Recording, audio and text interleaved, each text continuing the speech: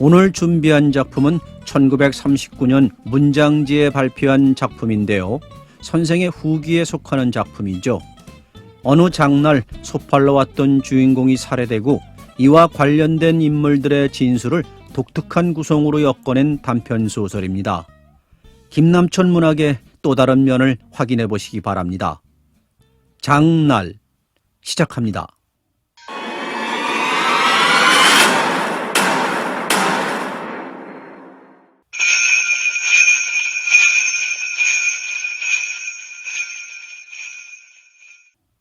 소거관이 사법주임에게 본대로 하는 이야기. 어디서 술을 한 잔 걸쳤는지 두리두리한 눈알이 벌겠습니다. 소를 말뚝에다 메어놓곤 무얼 생각하는지 넋실은 여성 모양으로 멍하니 앉았길래 이 소 팔라우 하니께 대답도 안 하고 고개만 쭉쭉 하겠습지요. 얼마 받겠느냐고 물었더니 마음 내키지 않는 놈처럼 그대로 시세에 알맞게 팔아달라고요. 예, 그 소로 말씀하면 참 다부지게 생긴 3살째 먹은 암컷이었습니다. 곱지를 지고 옹드라지로다 궁뎅이를 딱 치니께 건성건성 내 굽을 놀리는데 그 걸어가는 품하고 또 아기작 궁둥이뼈 놀리는 모양하고 참말 한창 박가리에 신이 날 짐승이었습니다. 기세미 같은 털이 기름이 돌고 윤이 나도록 쫙 깔린 것으로나 허벅다리나 가리짝이나 또 심태나 골고루 붙은 살코기가 제법 콩말이나 솔찬이 먹은 것이 완연한 것으로나 지금 금세 타작발일 부리고 나선 놈하고는 어디 등골이나 그러한데 등창 자국 하나 없는 품으로나 그 녀석 생긴 품하고는 짐승은 폭 손익히 다루었다는 생각을 먹었습니다. 자, 이 소 살 사람 없나? 어느 녀석이 사려는지 어젯밤 마누라하고서 횡재할 꿈꾼 놈이다. 자, 밭갈이나 논갈이나 짐식기나 발구, 물건을 실어 나르는 마소가 끄는 썰매 그 발구 끌기나 코에 걸면 코걸이요, 입에 걸면 입걸이요, 등에 걸면 등걸이다. 한번 소리를 치며 어정어정 소우전마당으로 들어서니 나리님, 아니할 말로 저도 세상을 얻은 것처럼 신이 났습지요. 참 우리네 소로 인연해서 먹고 사는 놈은 좋은 소만 보면 그저 신이 나고 엉덩춤이 절로 나고. 예. 아이고 참 죄송하올세다. 그저 소가 하도 좋길래 그만 흥이 나서 나리님도 쳐서도 깜빡 잊었습니다. 그럼 그 중간 것은 쇠통 빼어버리고서 요긴한 것만 여쭙겠습니다. 850냥이면 비지값인데 그 녀석 환장을 했던지 아무 말 없이 털썩 팔았겠다요. 흥정이 되어 농에 팥줄소로 가서 도장을 찍고 돈을 찾을 때 보니까 그놈 이름이 서두성이었습니다. 서서히 점잖이 걸어간다는 서자 있고 이름은 말두자 별성자 옳습니다. 그놈 돈을 받아지고 가도록 무언 말 한마디 입 밖에 낸 일이 없을지요. 참 흉한 놈도 보았겠다. 필시 그놈 무슨 곡절이 있는 게 분명하다고 생각은 했습니다마는 전 또 딴 흥정이 바빠서 미처 돌아볼 새도 없었는데 그러니 그게 원 1시간이나 1시간 반가량이나 되었을런지요. 어쨌든 신장로 기슭 뽕밭 최뚝에서 그 서두성이란 자하고 바로 축산기수 종칠이 김상하고 마주선 채 무슨 이야기인가 주고받는 걸 먼 발치로 보았었는데 그것도 저야 그저 안면 있는 사람들끼리 오순도순 수작질하는 줄만 알았지 어디 이런 병집이 터지려고 말다툼을 하고 있는 줄이야 알았겠습니까? 만약에 제가 그걸 말다툼인 줄 진작 알았다면야 김상 낯을 봐서나 또 서가놈 역시 내 손으로 소를 팔아준 놈이니 어느 모로 봐서나 옆에서 바라보고만 섰겠습니까? 여보, 이게 무슨 일이외까? 우리 저기 홍편네 집으로 가서 술이라도 한 잔씩 합세다. 이러고서 쌈을 말릴 법이지. 원. 예? 예. 아이고 죄송하올세다. 자꾸만 말씀이 객적은 대로만 흘러서 참 죄송하올세다. 그렇거군 아마 10분도 안 되겠습니다.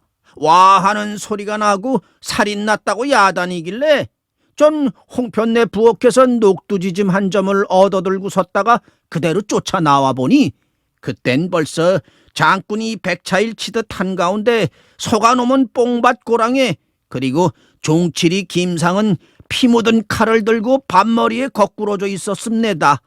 공이 선생이 오고 또 나리께서랑 나오시기 전에 먼 발로 눈어림에서 보는 눈에도 서가란 놈이 죽어 있는 건 알 수 있었습니다.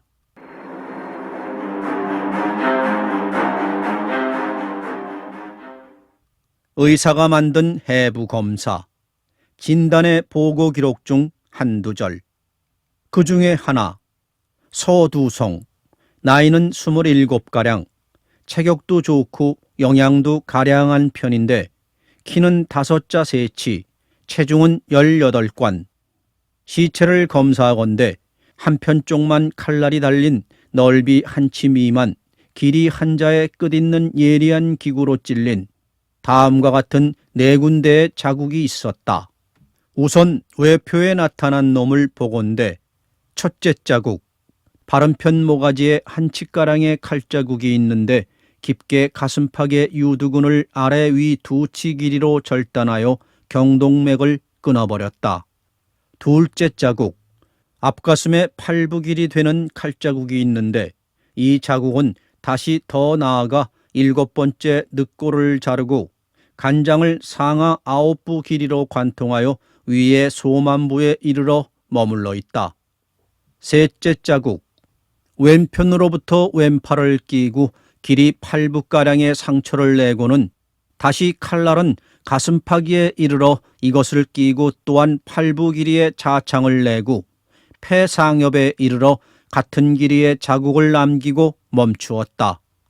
넷째 자국, 셋째 자국과 거의 같이 평행하여 팔다시에 한치 다픈 길이의 자창을 만들고 가슴팍위로 나아가서 다시 심장을 뚫고 우심의 한가운데 6부 길이의 자국을 남긴 뒤 반대쪽에 콩알만한 칼끝자리를 내고 멈추었다.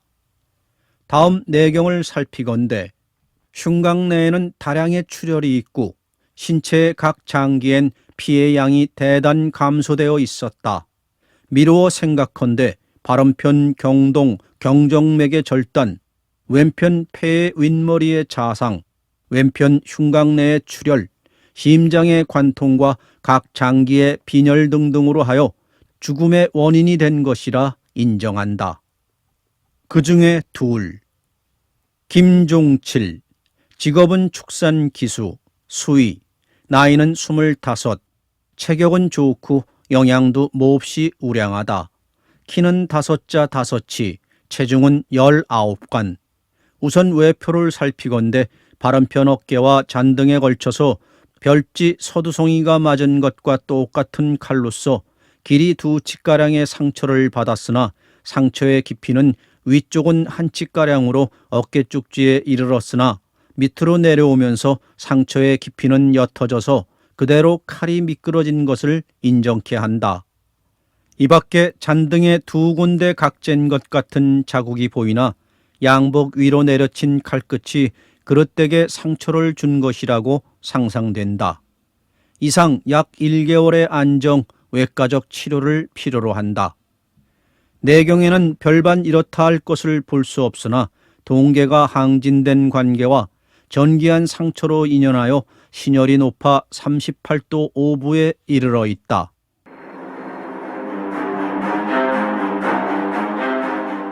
서두송이와 같은 올해에 사는 송관순이의 참고 신문서. 예, 그렇습니다. 두송이와는 어렸을 때부터 같은 오래에서 자랐으니까 그 녀석의 속은 꼬치꼬치 알아 꿰고 있습니다. 에?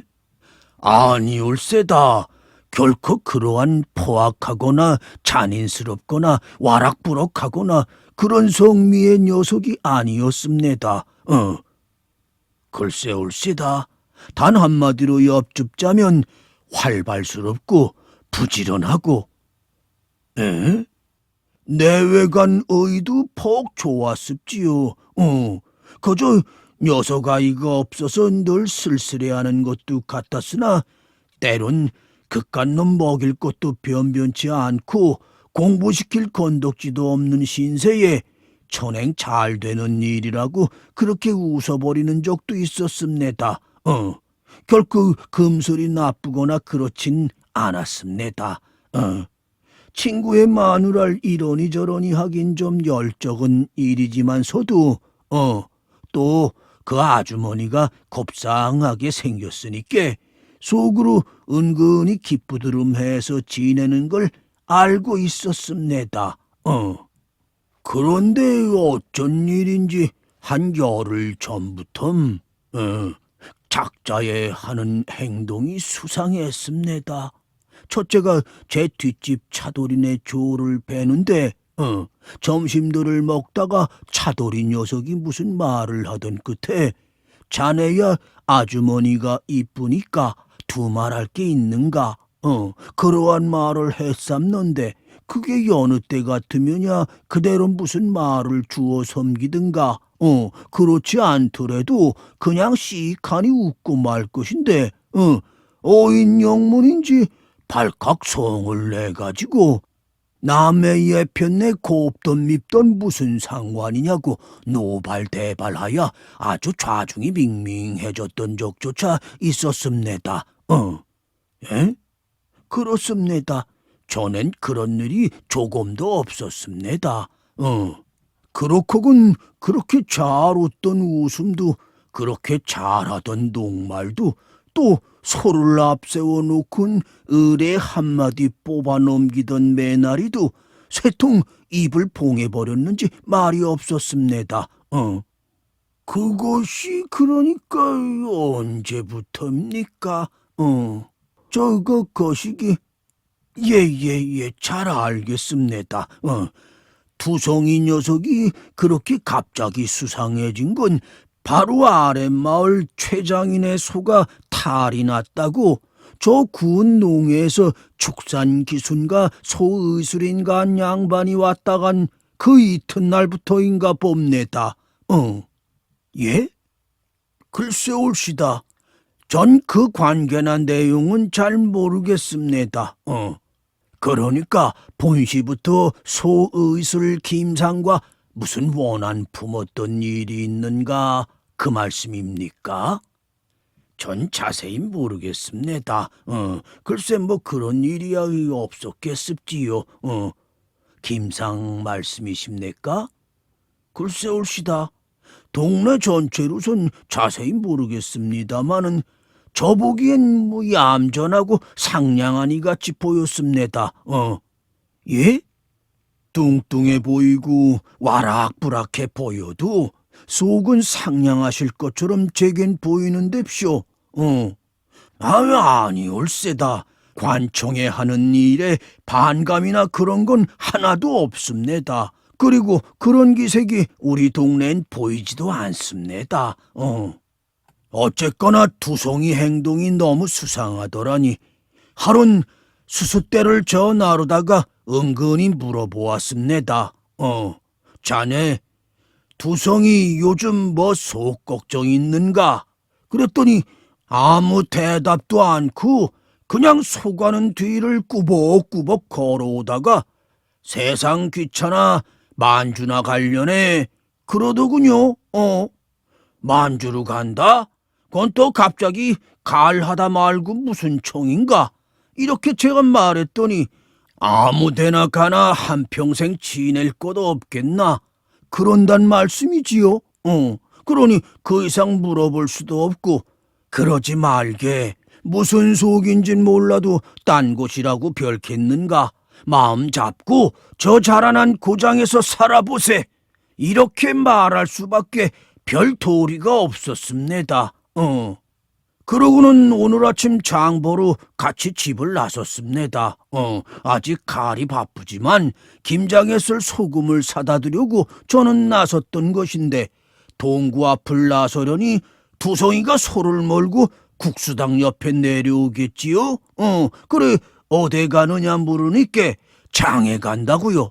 뭐 사러 가느냐니까 그저 볼 일이 있다고요. 그래, 고을까지 오도록은 별로 아무 이야기도 없이 왔는데 우전에 들어서더니 여보게 관순이 우리 술 한잔 먹고 가세. 그런단 말씀입지요.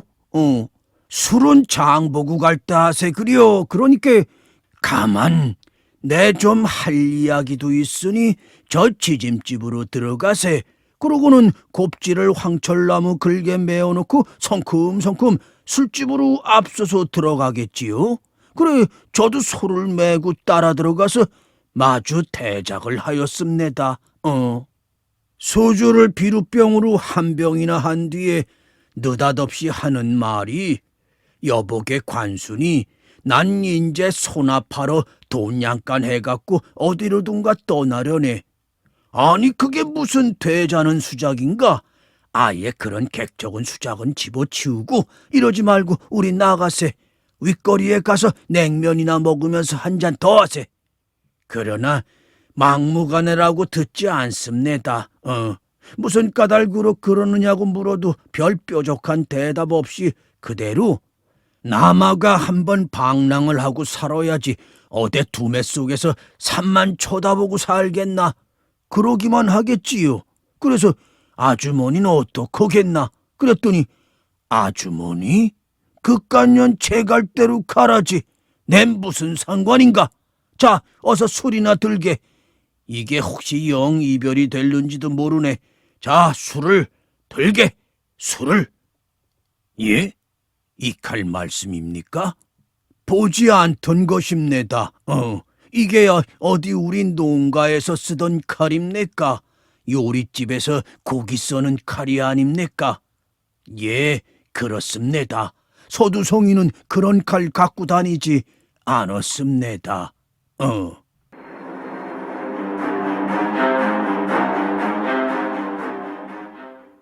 병원에 누운 채 김종칠이가 사법주임에게 하는 고백담. 제가 사람을 죽이다니 그게 웬 말이요?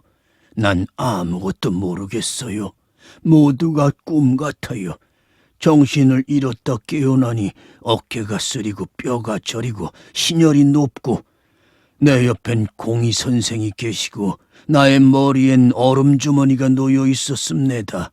어디 정신이 좀 듭니까? 이렇게 묻는 말에 난 비로소 내 자신을 발견했으나 아무도 날 보고 살인한 놈이란 말은 안 했는데 주임께서 이게 무슨 말씀이요? 내가 살인을 하다니.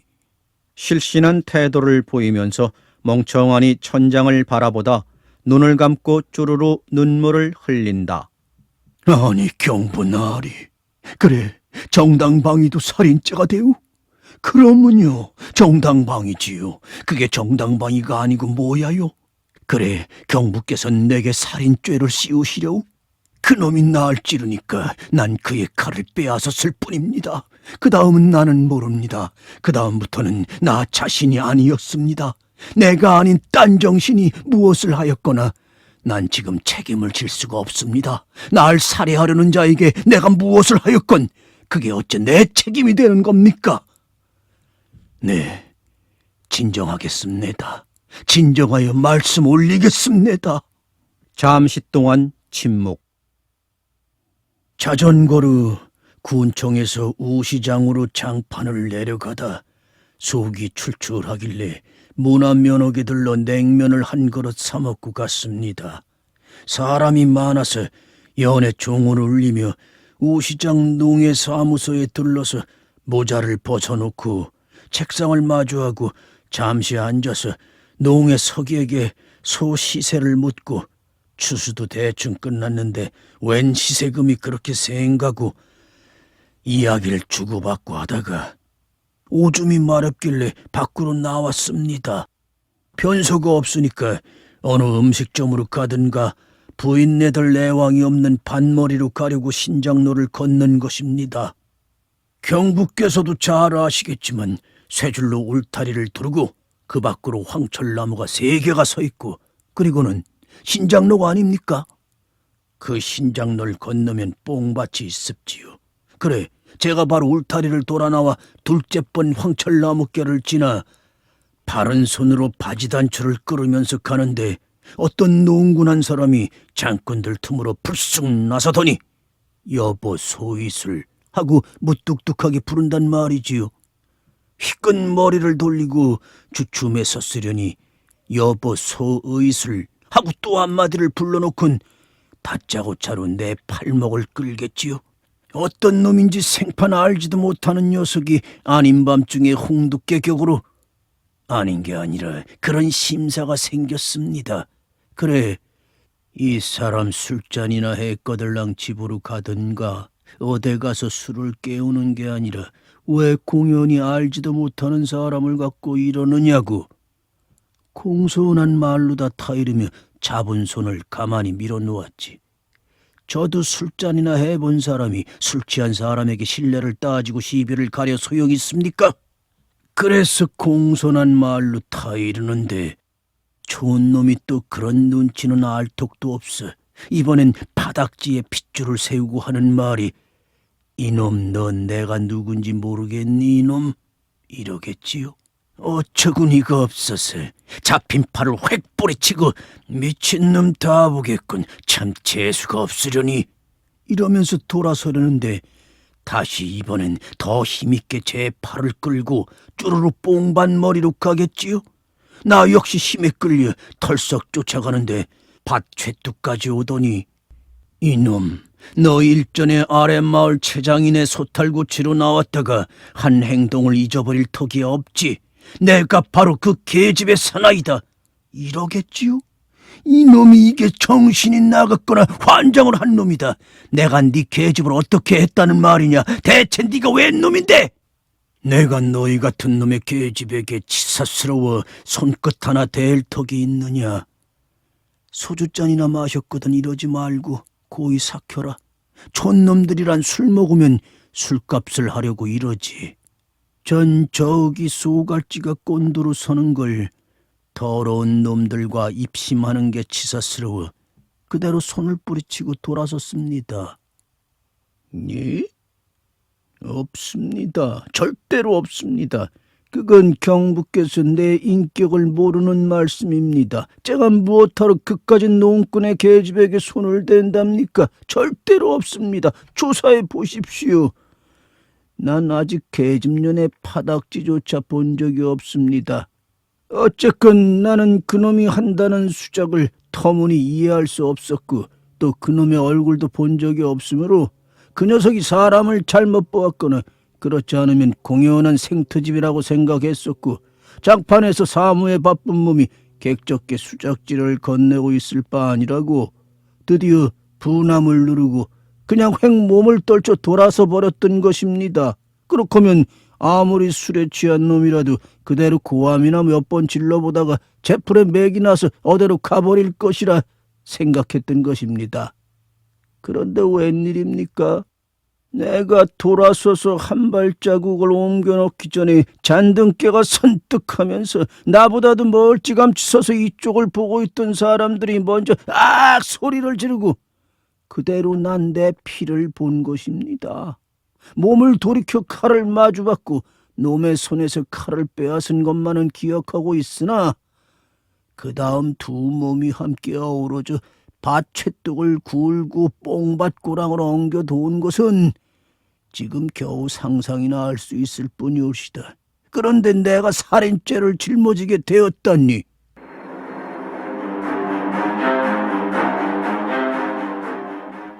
서두송이의 아내 보비의 애누다리. 내가 어련히 정신 차려 처신했으려고 미련한 것이 어째 내겐 한마디도 말도 안 하고 그런 빛은 천성 보이려고도 안 했더란 말이냐.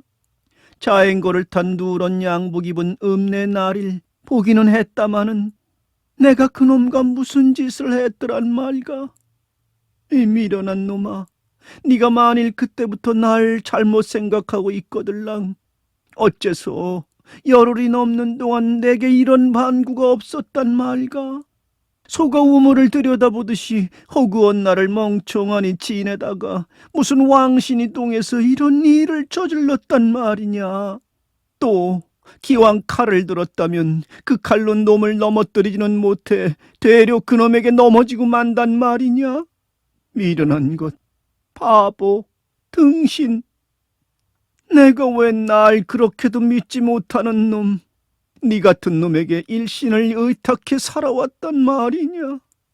내 부모가 날 너에게 살릴제 진정 난 가난에 물려서 진저리가 났던 차라 제발 가난한 놈에겐 살려주지 맙소사고 꿇어 엎드려 빌어 섬겼다. 그랬더니 어머니가 조용히 불러서 하는 말이 밭갓 날이나 같고 소짝이나 있어 제 계량되기는 염려 없고 사람이 준해서 한평생 밥 굶지는 않으리라고. 내겐 그것이면 훌륭했다. 내가 고을로 시집가서 무슨 짝에 쓴단 말까. 자인 것하고 당꽃주봉인가 뭔가 입은 놈. 난 그런 읍사람의 계집이 될 생각은 아예 먹지부터 않았었다. 쇠로 두루마기 전반 같은 동정 달아 입고 인조견 파는 읍사람의 아내가 돼서 내가 그래 가게에 나가 자질을 하란 말가, 자봉침을 하란 말가, 장꾼에게 고무신을 팔란 말가. 물론 내게 그런 걸 해내칠 만한 솜씨가 없는 건 아니다. 월급쟁이 엽혔네? 그까짓 것들이 대체 뭐냐? 나도 분 바르고 머리 찢으면 그깟 년들은 당해낸다. 전방에 서방하고 갈라앉아서 제법 이것 끊고 저것 재고하는 장사치의 계집. 그깟 것들이 대체 뭐냐? 상판떼기 하나 된 것 있다더냐? 내 발꼬락만도 못한 년들. 그렇다. 난 그깟 년들 10개를 당하고도 남을 자신이 있다. 그러나 그런 거 다 바라지 않고 너한테 시집왔던 내가 아니냐. 몸은 튼튼하고 이런 사나이 목새친 해내치고 그래 내가 어딘 내놓으니 꿀린단 말까. 난 부지런히 일해왔다. 널 극진히 섬기고 모셔왔다. 난 널 믿고 일신을 의탁해 오늘까지 살아왔다. 그런데 이게 무슨 일이냐. 넌 내게는 말 한마디 않고 미련하게 제 칼에 넘어져 뻗어져 버렸구나. 이제 넌 가버려서 그만이지만 남아있는 난 누구를 믿고 살아가란 말이냐. 진정 네 혼넋이 있거들랑 내 말을 들어봐라. 그날 난 해가 산허리에서 너 옷할 무렵 저녁을 지어야겠다고 너보다 앞서서 밭을 나오지 않았느냐. 산모통일을 돌아 국수당을 넘어서 바로 저 선왕제터에 이르렀을 때 땅거미는 이미 풀숲을 덮었는데 나는 저녁이 늦는다고 고된 몸도 돌보지 않고 종종 걸음을 치고 있었다. 머리를 수굿하고 손을 휑휑 내저으며 소수밭과 조밭 사이로 난 길을 걸어가는데 갑자기 짜르릉 하는 자행고 소리가 나고 이어서 내가 머리를 들을 땐 내 앞에 고을 양복쟁이 하나가 덥벅 안장에서 내려서고 있었다. 그는 내가 길을 비키는데도 불구하고 차를 우뚝 세우고 멍청하니 서 있었다. 어인 영문을 몰라 머리를 들었을 때 난 비로소 그의 표정을 보았다. 이때 밖에서 송간순이와 그의 아내가 들어서는 바람에 보비는 곡성을 높이고 지저긴다. 아이고 아주바니, 그래 이게 웬일이란 말이오. 왜 아침엔 함께 고을로 나가더니 혼자만 돌아오다니. 그런 변이 어디 있단 말이오. 그놈한테 칼로 맞아 넘어가는 걸 옆에서 멍청하니 보고만 섰더란 말이오. 아니 뭐요? 날 경찰서에서 부르다니 내가 무슨 상관이 있다고. 예, 시체는 그깟 이제 찾아와 무엇하겠수. 그 참혹한 걸 시영이 어련히 찾아가려고. 아니 뭐요? 나도 조사할 게 있다고. 내가 무슨 죄로. 그러나 오라면 가지요. 인제 오늘 밤으로라도 가겠어요. 가고 말고요. 가는 길에 내 그놈도 마저 해보고 올 테예요. 아이고. 다시 느껴온다.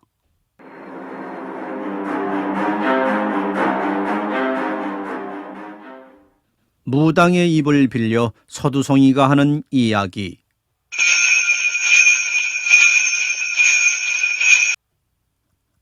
소이슬 김종칠이한테 만신창이 되어 거꾸러진 것은 물론 틀림없는 나이지만 그가 살인죄를 쓴다면 그건 억울한 일일 게다. 지금 나는 명백히 단언해두려니와 그가 날 죽인 것은 정당방위였다. 법률이 그를 어떻게 판단하는지 알 바 아니나 죽이고자 하는 사리를 가졌던 것은 김종칠이가 아니고 틀림없는 나였다. 혹시 두 사람의 육체를 찌르고 째고 가르고 한 식도가 나의 소유가 아니었다 하여 말썽이 있을지 모르나 그 칼은 김종칠이가 자행거를 타고 우전으로 향하여 내려오는 것을 내가 장터에서 보고 이어 화장수한테서 이런 50전을 주고 산 물건이다. 그러므로 난 지금도 그가 날 죽인 데 대하여는 아무런 원한도 품고 있지 아니하다. 죽이려는 것도 나요. 또 나에게 김종칠이를 이길 만한 힘이 있었는가? 그랬다면 의뢰인 나는 살고 그는 죽었을 것이다. 그러므로 그가 나의 몸을 한 군데도 아니요 3군데 4군데씩 무찌르고 파헤치고 했다 쳐도 난 그를 원망치 아니한다. 그러나 나의 혼이 이렇게 싱싱하게 떠돌아다닐 수 있는 한 역시 나는 잊을 수 없고 그러므로 그대로 풀어버릴 수 없는 2가지의 울분이 남아있다. 그 울분은 때로는 원통함이 되었고 때론 쓸쓸함이 되었고 때론 한없는 미움이 되었다. 하나는 김종칠에 대한 것이요 또 하나는 그것과 밀접한 관계에 얽혀있는 것이지만 내 아내 보비에 대한 것이다. 말을 뚝 끊고 잠시 고요히 생각한다. 잊혀지지도 않는 그날, 우리 집 조는 아직 덜 익어서 양집 아른데 심은 콩부터 대강 추수를 해치우느라고 우리 부천 아침부터 국수당 넘어 콩밭에서 콩가지를 베고 있었다. 그날은 마침 아랫마을 최장인의 소가 탈이 났다고 법석을 대던 날이었다. 난 종일토록 밭에서 일을 보느라고 적지 않이 몸이 고되었으나 묵던 콩단이 얼마 남지 않았으므로 저녁을 지어야겠다고 밭을 나서는 아내를 따라 나서지 않고 그럼 먼저 가서 밥을 짓게, 그리고 오늘 저녁엔 뒤 울타리에 열린 호박을 따서 호박장이나 지지게, 이렇게 당부하고 다시 하던 일을 계속하였던 것이다. 그러니까 내가 묵던 콩단을 전부 말끔하니 묶어 치우고서 밭에서 허리를 편 때엔 벌써 해는 산 밑으로 뚝 떨어졌었고 밭에서 나와 집을 향하여 길 위에 올라섰을 땐 아내가 먼좀 간 지 한 반 시간도 더 지냈을 시각이었다. 난 피곤하였으나 집에 가면 아내가 밥을 지어놓고 있을 것과 팥든 조밥에 호박을 고추장에 지진 것이 얼마나 맛이 날 것을 생각하고 그리고 아침에도 아직 날배추 냄새와 소금 냄새가 덜 가시었던 풋김치가 지금쯤엔 알맞게 새콤하니 입맛을 돋을 것을 생각하고 코로 흥얼흥얼 수심가까지 부를 수 있었다. 난 국수당 있는 고개턱에 올라서서 마주 불어오는 바람에 푸 숨을 내쉬었다. 얼마 높지 않은 고개턱이지만 이곳서는 밑으로 외줄기길이 선앙제터 옆을 거쳐 수수밭과 조밭 가운데를 일직선으로 달리다가 얼마 가서 고을로 들어가는 큰 길과 이따은 어귀까지 손안에 든 것처럼 빤히 내려다 보였다. 해는 넘어가 버려 맞은 산 위엔 주홍빛으로 노을이 한때 비켜있을 뿐이었으나 아직 길과 밭 위엔 또렷이 내려다 보일 만한 투명한 공기가 검은 땅거미와 다투고 있었다. 그러니까 내가 단 5분, 아니 눈 하나 깜빡할 동안만 늦게 이 고개턱을 넘었더라면 난 아무 일 없이 그대로 무사할 수 있었을 것이다. 그러나 운명은 매정하였다. 난 고갯 마루턱에 올라서서 눈앞에 벌어지는 들과 길을 바라다 보았고, 그리고 내 두 눈은 아직도 그리 어둡지 않은 길 위에서 쉽사리 내 아내를 발견하여 버렸다. 아내는 맨 처음은 내 시야에 들지 않았다. 처음은 그대로 일직선으로 달린 길뿐이었다. 그러나 길 옆 수수밭 속에서 아내는 길 위에 나섰다. 난 처음 무슨 영문을 몰랐다. 무엇하러 남의 수수밭을 들어갔었던가? 오줌이 마려워서? 어째서 또 여적 집에도 안 가고? 그러나 그건 모두 객적은 근심이었다. 아낸 길 위에서 잠깐 누구를 기다리듯 서 있었다. 그때 난 그가 왼팔을 올려놓은 것이 길 위에 세운 자행거 안장인 것을 보았다. 난 그때 머리칼이 곤두섰는지 잔등께에 소름이 돋쳤는지 눈앞이 아찔했는지 가슴이 뚝 물러 앉았는지 아무것도 느끼지 못하였다. 아니, 이러한 모든 것을 아마 같은 순간에 겪어버렸을 것이다. 밭 가운데서 사나이가 따라 나오는 것을 본 뒤에도 난 자리에서 발을 옮겨놓지는 못하였다. 서로 인사를 하고 그리고 녀는 그대로 곧은 길을 놈은 휙하니 자행거에 올라타고 두어 번 저어서 이쪽으로 오다가 고을 가는 신장로로 없어진 뒤에야 난 미친놈 모양으로 고개턱을 줄다름쳐 내려오고 있었다. 또다시 잠시 동안 침묵. 아낸 천연하였다. 아무것도 겪지 않은 것처럼 물을 한 잔 들이켠 것보다도 더 단순하게. 난 그걸 보고 그만 맥을 잃어버렸다. 저녁이 왜 늦었느냐고 물을 필요도 없었고 그 이상 무슨 말을 비춰볼 아무 기운도 나에겐 없었다. 그 표정, 그 행동, 그것은 사람의 것이 아니었다. 난 부엌에서 돌아가는 계집을 여우는 아닌가 하고 의심스러울 지경이었다. 달려들어서 끄덩이를 낚아채고 실컷 매질이라도 하려던 처음 생각은 아내의 이러한 행동과 표정 앞에 부딪혀서 그땐 내 몸에서 약기운처럼 사라져버리고 난 그만 외양간에 가서 멍청하니 소만 바라보고 섰었다. 난 내 눈을 의심해도 보았다. 동네 사람들의 소문에도 귀를 기울여 보려 애썼다. 이렇게 맹물을 한 잔 마시는 것보다도 단순하게 아낸 여태껏 여러 사람과 대하였을까? 하는 생각에 난 잠을 이룰 수가 없었다. 그러나 난 그에게 입을 열어 물어보진 않았다. 사랑하던 계집, 소중히 다루던 내 계집에게 어떻게 그걸 물어볼 수 있다는 말이냐.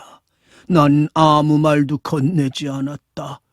그리고 나는 멀리 내 아내의 옆을 떠나버리려 하였다.